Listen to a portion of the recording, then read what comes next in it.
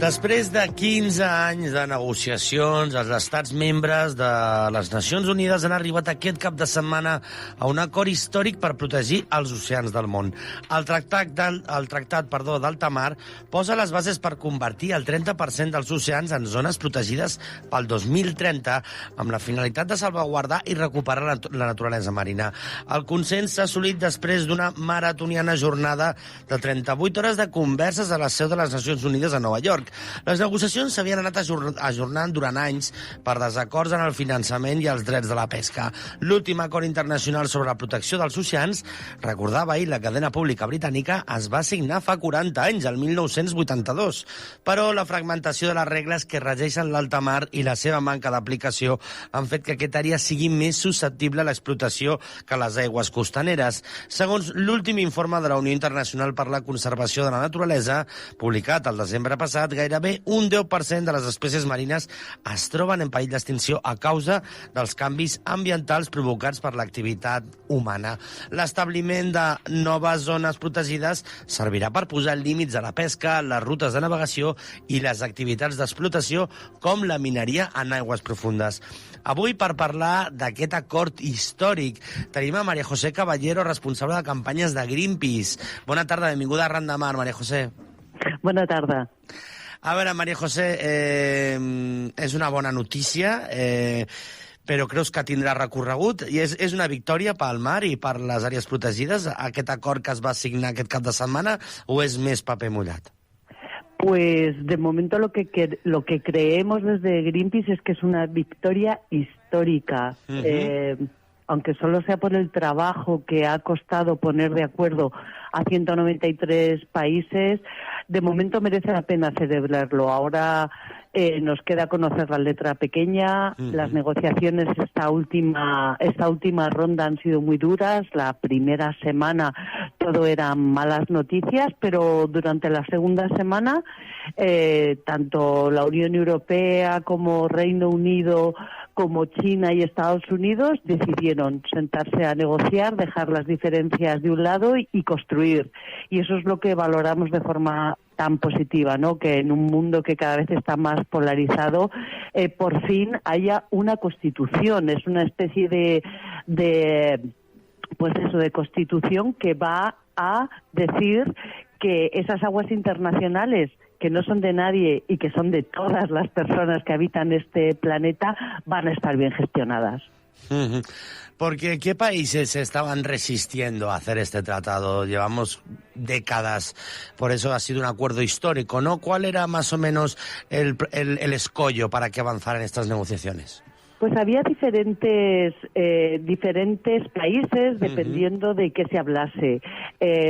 Todo tiene que ver pues con los recursos económicos, ¿no? Pues cuando se empezó a deshelar el Ártico, Rusia plantó una bandera y dijo el Ártico es mío, y porque ven los intereses económicos en lugar de la protección.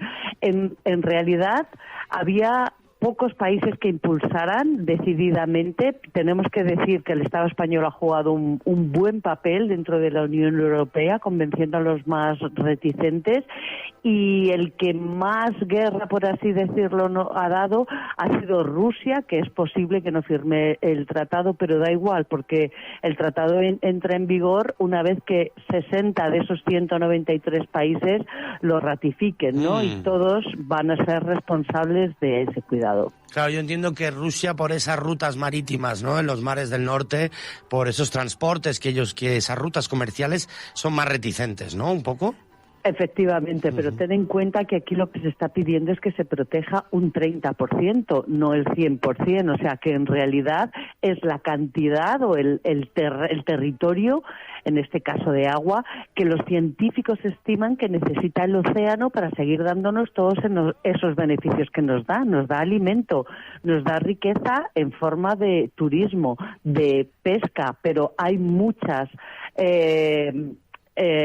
actividades humanas que hay que regular un poquito para que los océanos puedan seguir dándonos todos estos beneficios.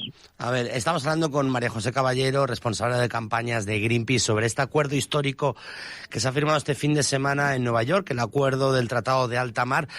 Ahora, por ejemplo, se han sentado las bases para hacer el tratado, entiendo, ¿no? ¿Cuáles son los pasos? ¿Qué se ha decidido realmente este fin de semana?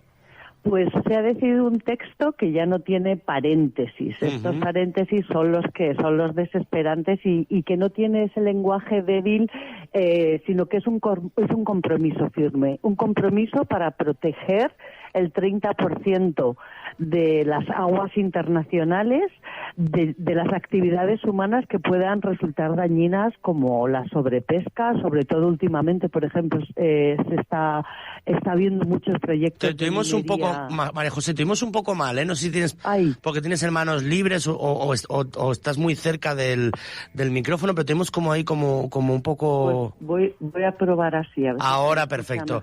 O sea, también comentabas que la minería, ¿no? También es un tema que también está empezando a abrirse paso, ¿no?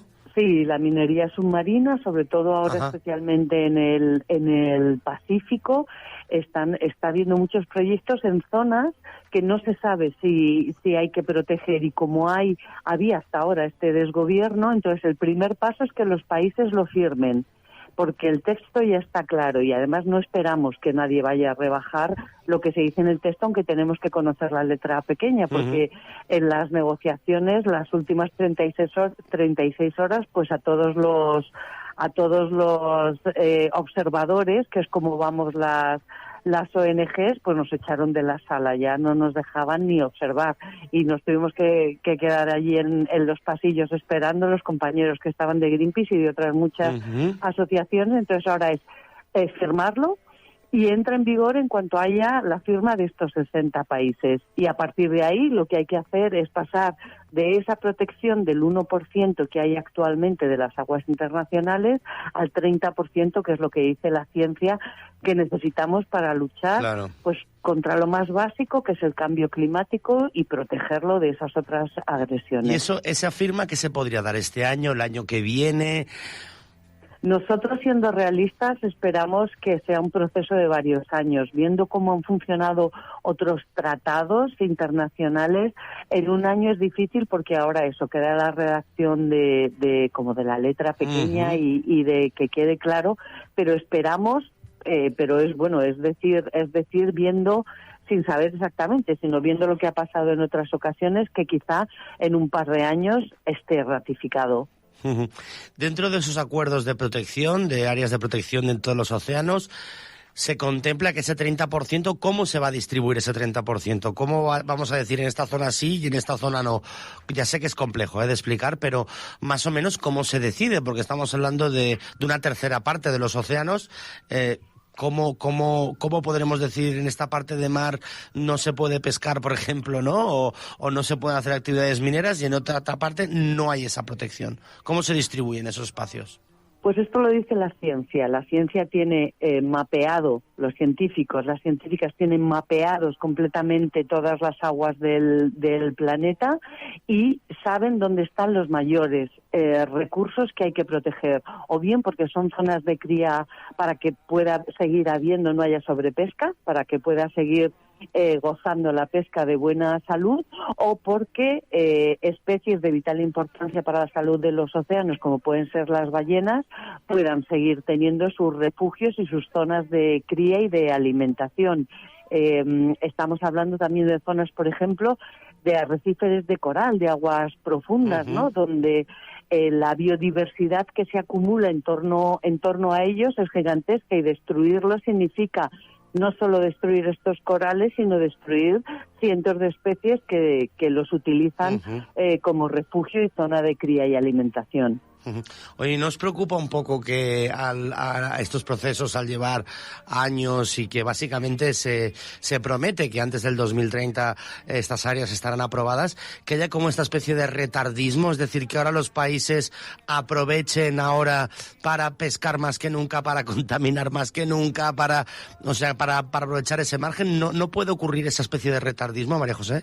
Pues esperamos que no. De todas formas, vamos a estar vigilantes hasta que esto entre en marcha. Pero, por ejemplo, con respecto a tanto a la contaminación como a la pesca, existen organizaciones regionales que no hacen mucho caso de lo que está diciendo la ciencia, pero más o menos sí van cumpliendo, con lo cual ahora no se va a permitir que un país que haya firmado el Tratado de los Océanos o que se haya comprometido a firmarlo se ponga a contaminar o a pescar mucho más de lo que dictan las normas.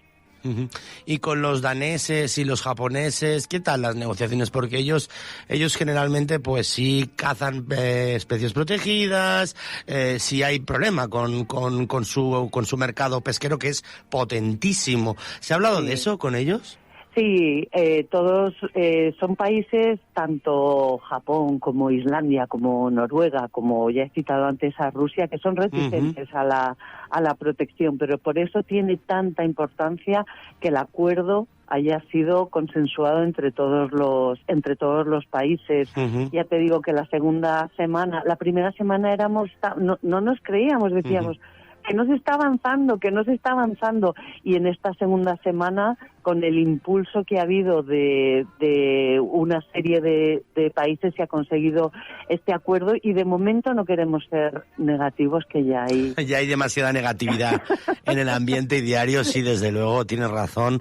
Es una muy, muy, muy buena noticia, porque siempre estamos acostumbrados a dar malas noticias, pero bueno, ya sabes que a veces tenemos que buscar un poco, hemos de darle un poco la vuelta y verlo bien, ¿no? Porque a veces desde las instituciones pues nos viene mucho el greenwashing y nos vienen mucho estas estrategias de sí, no os preocupéis, estamos protegiendo y tal, pero por otra parte pues se arremete contra la biodiversidad de otra manera, ¿no? Sobre todo, María José, entonces esperamos a ver qué pasará estos próximos años cuando se ratifique enteramente, ¿no? Cuando estos 60 países firmen, ya no habrá vuelta atrás. ¿Se espera que alguna organización internacional vele por este tratado o cada país tendrá que hacerlo a su manera? Lo que han dicho, o lo que dice ahora el texto, es que cada país tiene que garantizar que se cumple el tratado. Y pues no sé, por ponerte un ejemplo, es como el tratado de las minas antipersonas. Una vez pues se seguirá utilizando, yo qué sé, cuándo y cómo, pero los países ni las producen, ni las pueden vender, ni las pueden utilizar. Y es un acuerdo, al ser un acuerdo internacional, si no confiamos en lo que los países firman, pues realmente ya pocas esperanzas nos quedan, ¿no? Sí habrá que negociar esa letra pequeña, pues para la gestión de los recursos genéticos, cómo se quiere hacer. Habrá cuestiones de pesca, de minería submarina, pero queremos confiar en la buena voluntad de los países, aunque tampoco somos ilusos, ¿no? Pues vemos lo que pasa con el cambio climático, reuniones año tras año y no se avanza a la velocidad necesaria. Pero esto es un gran paso, es un gran paso que ha costado eso, más de 15 años, y que realmente hoy al menos merece celebrarlo. Pues sí, María José, merece celebrarlo. Oye, por último, es un tema que a mí siempre me llama mucho la atención, que es la minería bajo el agua. Ahora estamos hablando constantemente, estamos viendo cómo los fondos de inversión, cómo los lobbies energéticos, ¿no?, están augurando esta transición energética, que muchas veces pues también tiene muchísima letra pequeña, ¿no? Y entre ella pues se habla también mucho de la presencia del hidrógeno y de extraer de debajo del agua pues ciertos gases o ciertos compuestos. ¿Creéis que eso de la minería es ahora uno de los nuevos enemigos que tiene la naturaleza, que tienen nuestros mares, este tipo de proyectos? Sí, es otra de esas burbujas de ahora todos nos vamos a dedicar a poner soluciones tecnológicas para salvar el planeta, pero no es la realidad. La realidad es que hay que proteger y hay que realmente seguir lo que dice la ciencia. En el caso de la minería estamos viendo, todavía no en nuestras aguas, la semana pasada en el Congreso se aprobó una moratoria sobre la minería submarina, precisamente a raíz, ¿no?, del trabajo de muchas asociaciones, entre las que estaba Greenpeace, y es un trabajo que desde Greenpeace también estamos siguiendo y estamos tratando de dar a conocer esas verdades que dice la ciencia del daño que suponen estos proyectos para una biodiversidad, para una riqueza, para un turismo, para una pesca y para una fuente de alimentación que es única en muchos casos, con lo cual estamos muy atentos al tema. Pues María José Caballero, muchas gracias, responsable de campañas de Greenpeace, que han estado encima de este tratado que por fin verá la luz, esperemos que muy pronto, porque es muy importante que el 30%, atención, el 30% de nuestros mares tengan una categoria de protecció. María José Caballero, moltes gràcies per estar amb nosaltres a Ran de Mar. A vosotros, bona tarda. Bona tarda.